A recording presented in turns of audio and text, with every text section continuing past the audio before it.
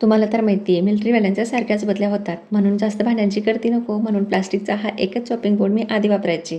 पण त्याचे बारीक कण जेवणात जातात म्हणून मी त्याला अवॉइड केलं. किचनमध्ये जास्त भांड्यांची गर्दी नको म्हणून लाकडी बोर्डसुद्धा आणला नव्हता. जो पाटाचा वरचा भाग असतो ना त्याचा वापर करायची, पण तो आता पावसात खराब झालेला. म्हणून म्हटलं अमेझॉनवरनं छान असं चॉपिंग बोर्ड स्टेनलेस स्टीलचा मागवून बघते. पण त्याचा आवाज असं कानामध्ये विचित्र वाटायचा. त्याला रिटर्न करून छान ॲगॅरोचा इलेक्ट्रिक मिनी चॉपर मागवला आहे. एकदम मस्त आहे, सहज आपण कुठंसुद्धा घेऊन जाऊ शकतो. उपयुक्त आमच्यासाठी आहे बघा, कमी जागेतसुद्धा बसतो. हे चॉपर चार्जिंगवरती चालते. याचे ब्लेडसुद्धा एकदम धारदार आहेत. यात सेफ्टी लॉक आहे, त्यामुळे झाकण नीट बसल्याशिवाय हे सुरू होत नाही.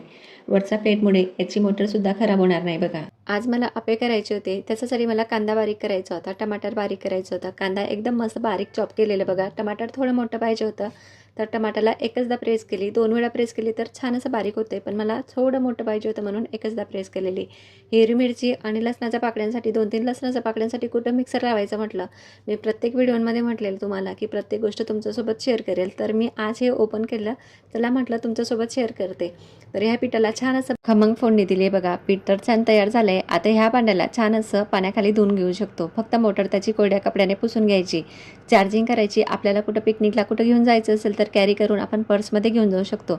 मी तुम्हाला कमेंट बॉक्समध्ये लिंक दिलेली आहे बघा. घ्यायचं असेल तर घेऊ शकता आणि नक्की कमेंट करून सांगा मला कसं वाटलं तुम्हाला. तर आवडलं असेल तर कमेंट करायला विसरू नका.